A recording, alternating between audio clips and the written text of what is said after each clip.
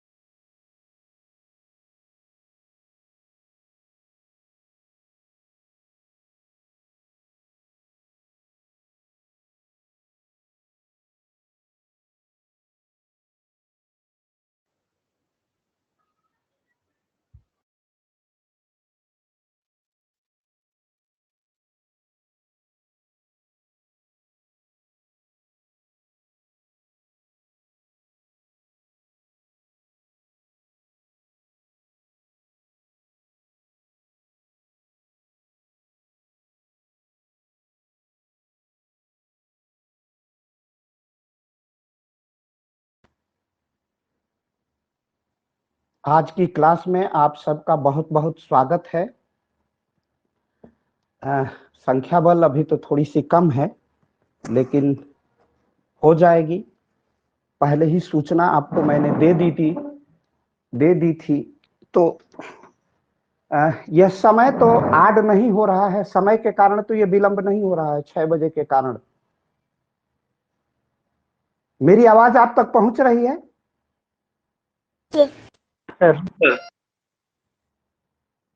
Okay.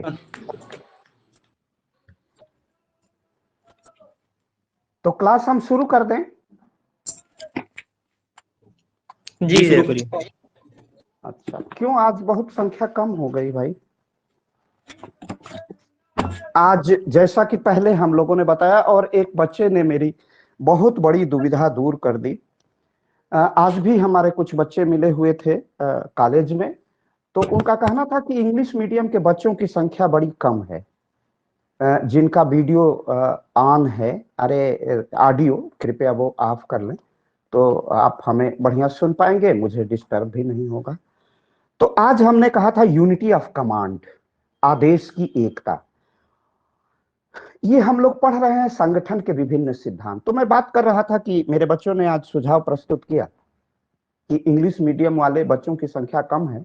दूसरी उनका कहना था कि 2 विषयों का पाठ्यक्रम, 2 प्रश्न पत्र मुझे संपन्न करने हैं, तो अगर पूरे मैं केवल हिंदी अंग्रेजी बाई लैंग्वेज चलूंगा तो बहुत समय लगेगा, और इसीलिए इतना समय लगा। हमारे यहाँ बिल्कुल बच्चों ने सही कहा कि 90% से अधिक संख्या हमारे हिंदी मीडियम के विद्यार्थियों की है। और हमारे इसके साथ ये नहीं कि मैं उपेक्षा कर रहा हूं, मेरे इंग्लिश मीडियम के विद्यार्थी इतने जानकार हैं कि उन्हें किसी प्रकार की कोई परेशानी नहीं होगी, इतना मुझे विश्वास है। मैं जानता हूं कि वो सब लोग अंग्रेजी अपना कर लेंगे और ठीक ठाक से पढ़ लेंगे, कोई असुविधा नहीं होगी उनको, और जो असुविधा होगी थोड़ी मोड़ी वो संपर्क करेंगे। बाकी अवशेष कक्षाएं तो, एक मेरा प्रश्न पत्र चलता है, एक डॉक्टर विवेक राय का प्रश्न पत्र निश्चित रूप से चलता है।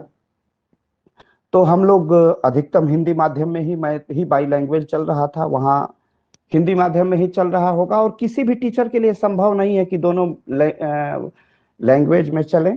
और आप सबसे निवेदन है अंग्रेजी वालों से कि वो उतना अपने को तैयार कर लें कि वो अपनी अंग्रेजी में उसको अनुवादित कर सकें, उसके स्पिरिट को लेके अंग्रेजी में लिख सकें। और मुझे विश्वास है कि आप ऐसा करेंगे, कर लेंगे, इसमें कोई भी दो राय नहीं है।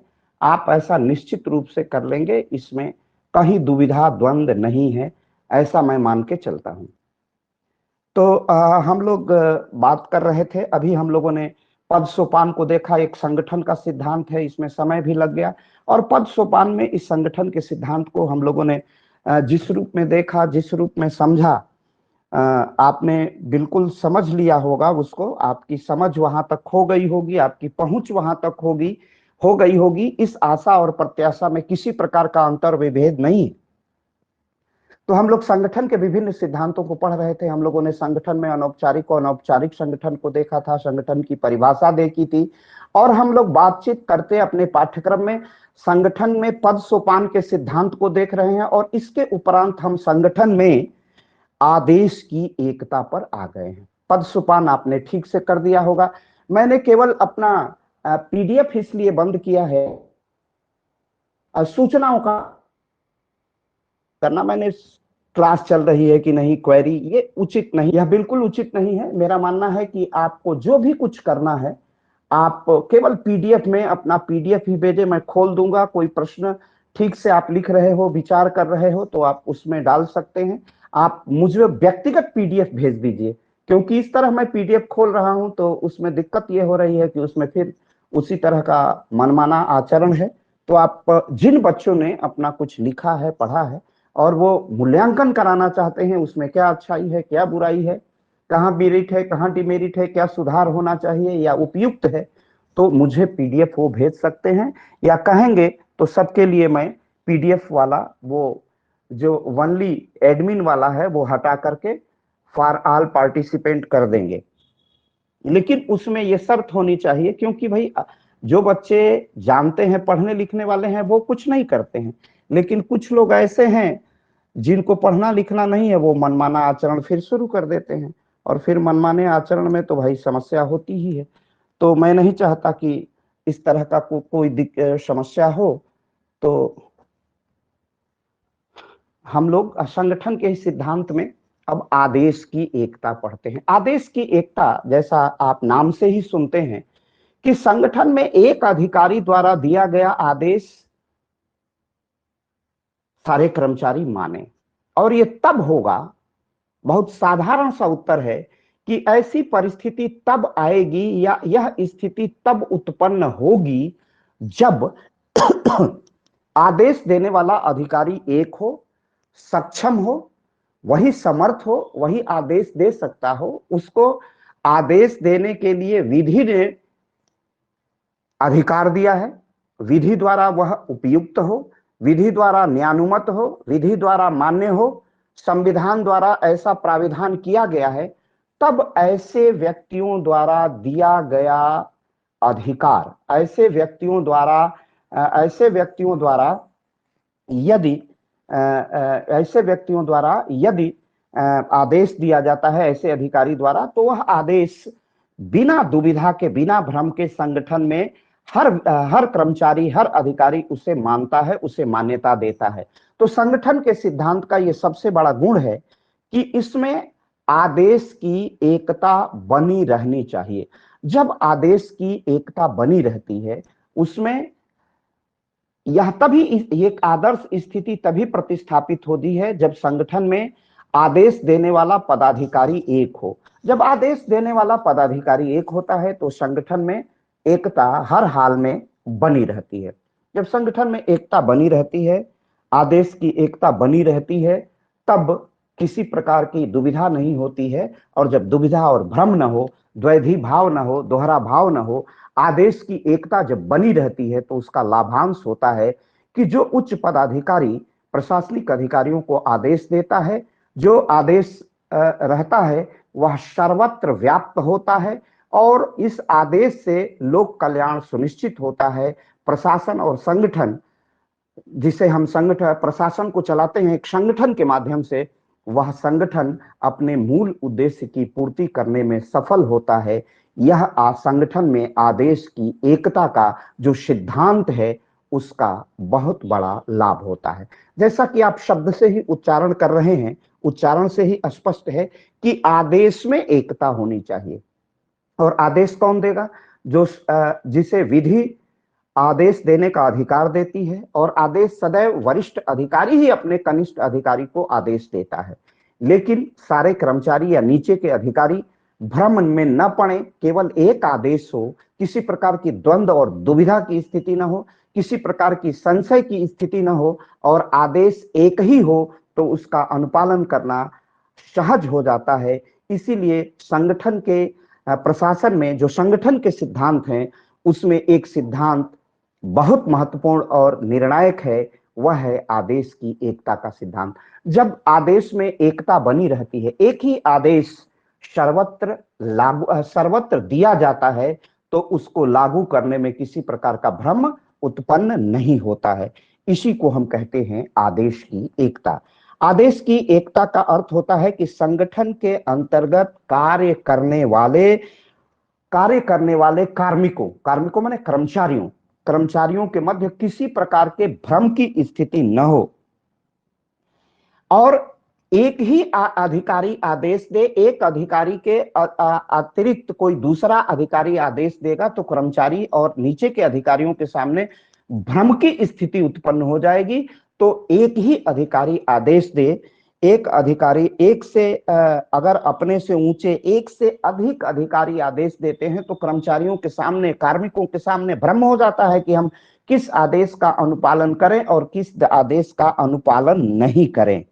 यदि संगठन में किसी व्यक्ति को दो परस्पर विरोधी आदेशों को मानने के लिए कहा जाता है तो यह हर कर्मचारी के सामने, हर कार्मिक के सम्मुख एक यक्ष प्रश्न हो जाता है कि हम किसके आदेश का पालन करें और किसके आदेश का पालन नहीं करें। यह भ्रम की स्थिति विद्यमान हो जाती है। तो इस भ्रम की स्थिति का भंजन करने के लिए, भ्रम की स्थिति को तोड़ने के लिए आदेश की एकता का सिद्धांत अपनाया जाता है। तो जब भ्रम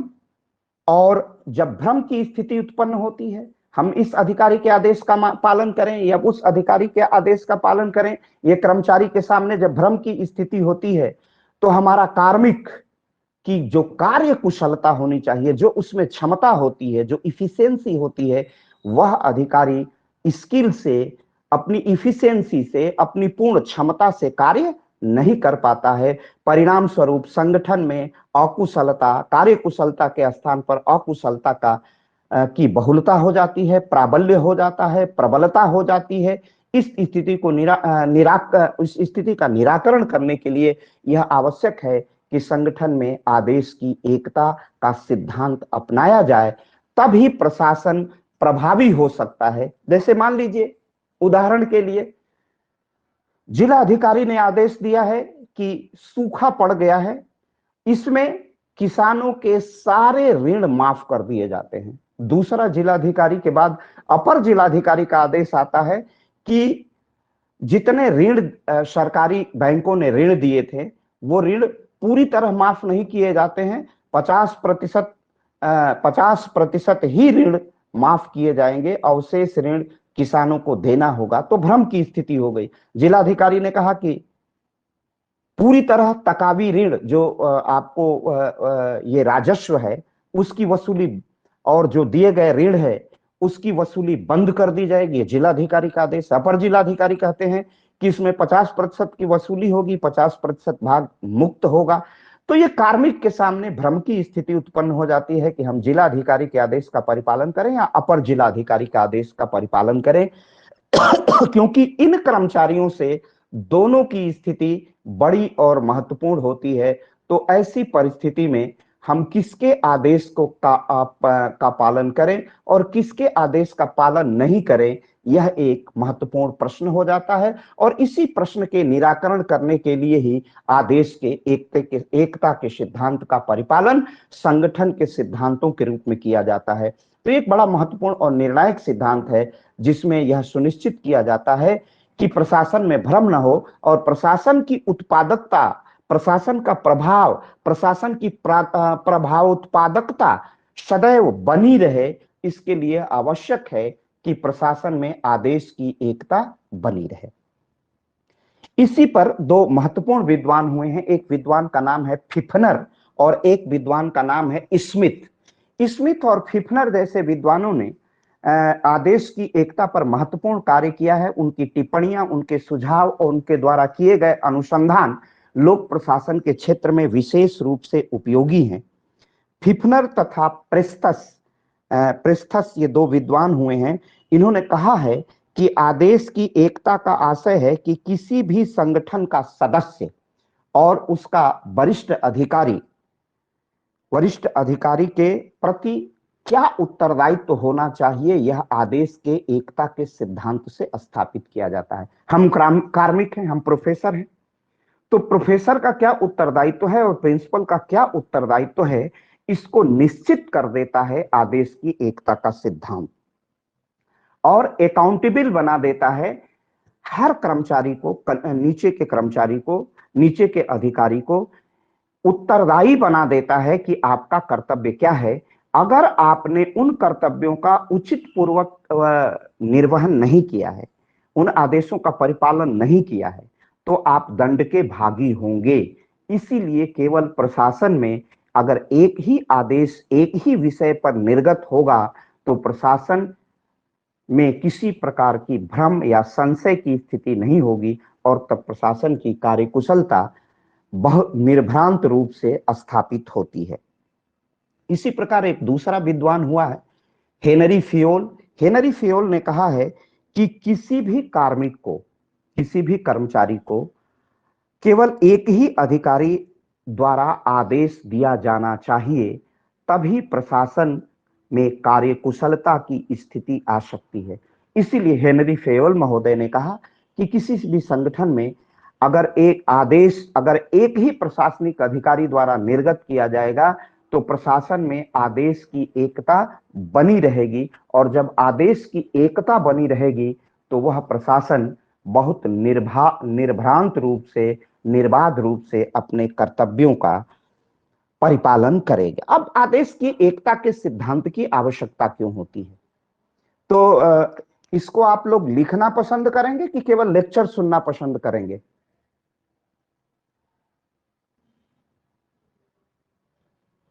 मेरी आवाज आप तक पहुंच रही है?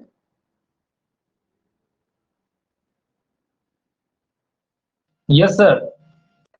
तो आप लोग बताइए कि आप लोग लिखना भी पसंद करेंगे कि केवल और केवल लेक्चर देता चलूं? नहीं सर, समझा दीजिए बस, ज्यादा कोई टफ नहीं है। अच्छा, ठीक ठीक, ओके, थैंक यू। और बच्चे सभी लोग सहमत हैं? जो इस थोड़ा बच्चे ने थोड़ा अभी सर अपना, लिखा भी दीजिए। देखो सब पॉइंट दूसरा वाइज मत जो दिया। इम्पोर्टेंट है सब वैसे सर उसको करते जाइएगा और सर पढ़ाते जाइएगा, समझाते जाइएगा। ठीक, मतलब सर कुल मिला लेक्चर सही कहने का रहेगा। अर्थ है, कुल मिला के कहने का अर्थ है कि मुझे लिखाना पड़ेगा, है? एक बार जल्दी आप लोग निर्धारित कर लीजिए, उसमें संकोच नहीं है। अपने अध्यापक से कहने में क्या संकोच है? अपने प्रोफेसर से कहने में क्या संकोच है? जी आप नहीं सर, सर, लिखवा निर्भीक दीजिए सर। होकर, हाँ, तो लिखवा ही दीजिए। लिखवा ही दे भाई। बहुत मजबूर होकर मत कहो लिखवा ही दीजिए, उससे आपको लाभ होगा तब तो लिखवा दूंगा।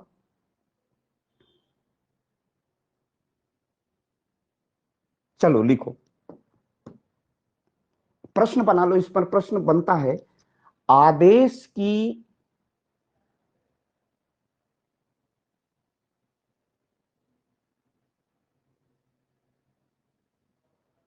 चलो ज्यादा लिखा देने के पक्ष में मत है, चलो ठीक है, लिखो, ज्यादा समय नहीं रहेगा क्योंकि एक मीडियम में चलने में बहुत समय नहीं लगेगा। प्रश्न आप लिख लीजिए, आदेश की एकता के सिद्धांत का क्या निहितार्थ है? आदेश की एकता के सिद्धांत के क्या निहितार्थ हैं? आदेश की एकता के सिद्धांत के क्या निहितार्थ हैं? आदेश की एकता के सिद्धांत के क्या निहितार्थ हैं?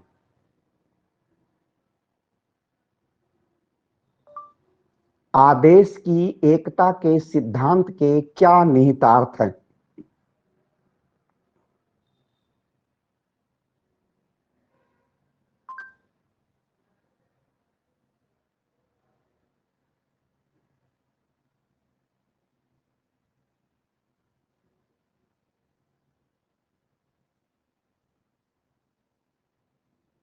क्या निहितार्थ हैं? क्या निहितार्थ हैं? स्पष्ट कीजिए, क्या निहितार्थ हैं? स्पष्ट कीजिए, स्पष्ट कीजिए।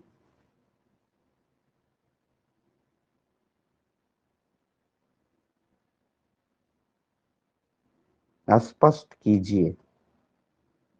यही प्रश्न दूसरे रूप से पूछता है तो क्या कहता है? आदेश की एकता, इस तरह लिख लीजिए,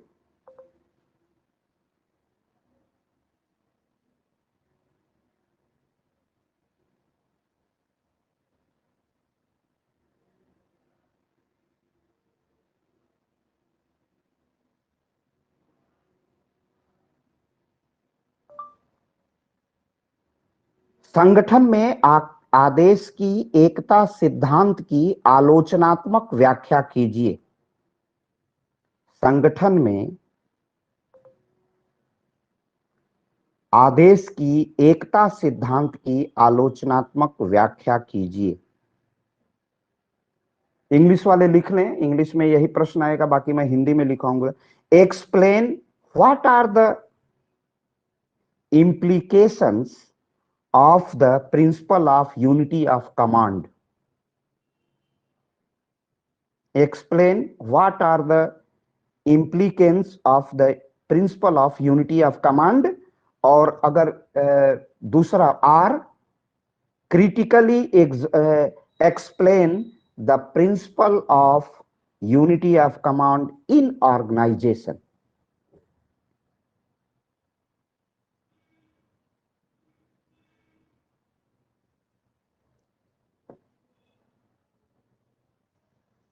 किसी भी संगठन में आदेश की एकता का होना, किसी भी संगठन में आदेश की एकता का, किसी भी संगठन में आदेश की एकता का, आदेश की एकता का अस्तित्वमान होना, अस्तित्वमान होना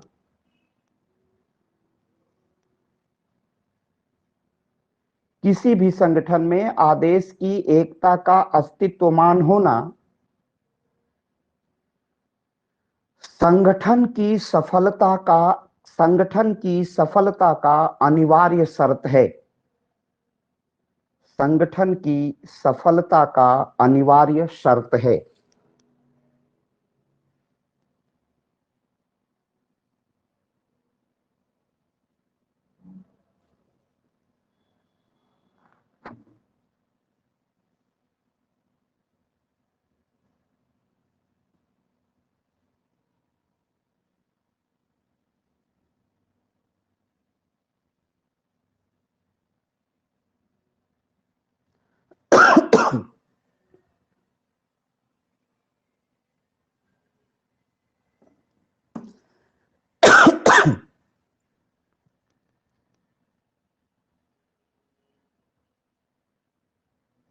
संगठन में कर्मचारी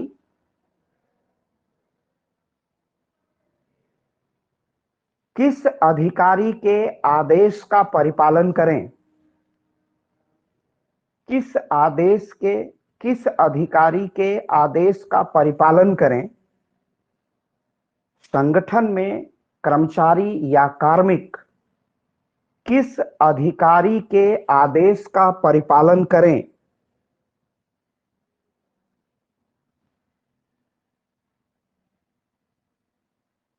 किस अधिकारी के आदेश का परिपालन करें,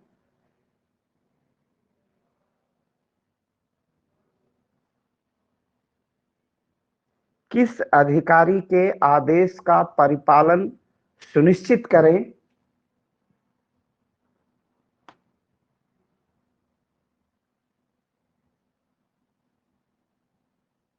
इसको निश्चित करना,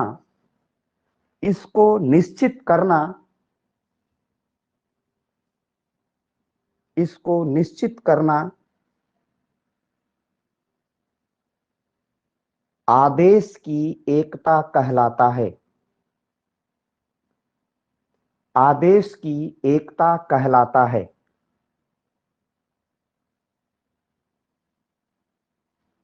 दूसरे शब्दों में यह कहना असंगत न होगा कि दूसरे शब्दों में यह कहना असंगत न होगा कि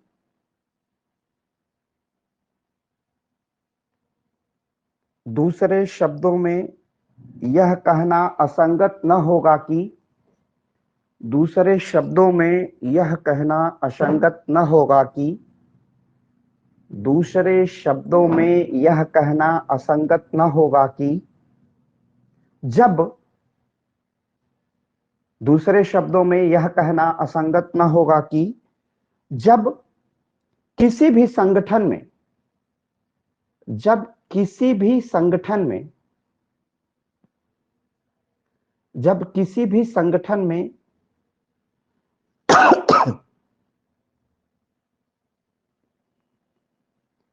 यह निश्चित कर दिया जाता है, किसी भी संगठन में यह निश्चित कर दिया जाता है कि किसी भी संगठन में यह निश्चित कर दिया जाता है कि आदेश निर्गत करने का अधिकार आदेश निर्गत करने का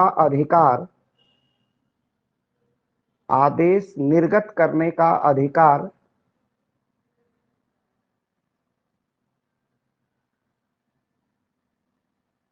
मात्र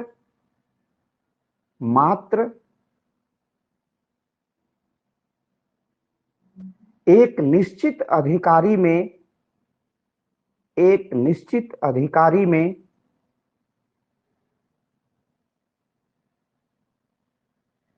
एक निश्चित अधिकारी में निहित किया गया है, एक निश्चित अधिकारी में निहित किया गया है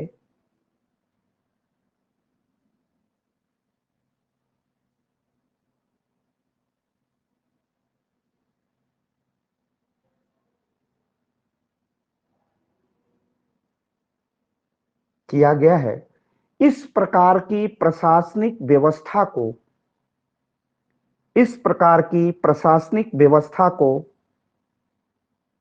इस प्रकार की प्रशासनिक व्यवस्था को आदेश की एकता के नाम से जाना जाता है। इस प्रकार की प्रशासनिक व्यवस्था को आदेश की एकता के नाम से जाना जाता है। इस प्रकार की प्रशासनिक व्यवस्था को आदेश की एकता के नाम से जाना जाता है।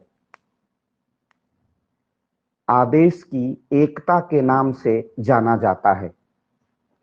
आदेश की एकता के नाम से जाना जाता है। तो बहुत स्थिति स्पष्ट है कि किसी भी संगठन में कोई भी संगठन प्रभावी तभी होगा, वह अपने लक्ष्यों को प्राप्त तभी करेगा जब यह निश्चित कर दिया जाए कि आदेश देने का अधिकार केवल एक अधिकारी को दे दिया जाए। क्योंकि उसी विषय पर अगर दूसरा अधिकारी तीसरा अधिकारी आदेश निर्गत करेगा तो भ्रम की स्थिति होगी, संगठन में टकराव होगा। संगठन का उद्देश्य होता है अपने लक्ष्य को प्राप्त करना, न कि आपस में प्रतिस्पर्धा या टकराव करना। तो जिस संगठन का निर्माण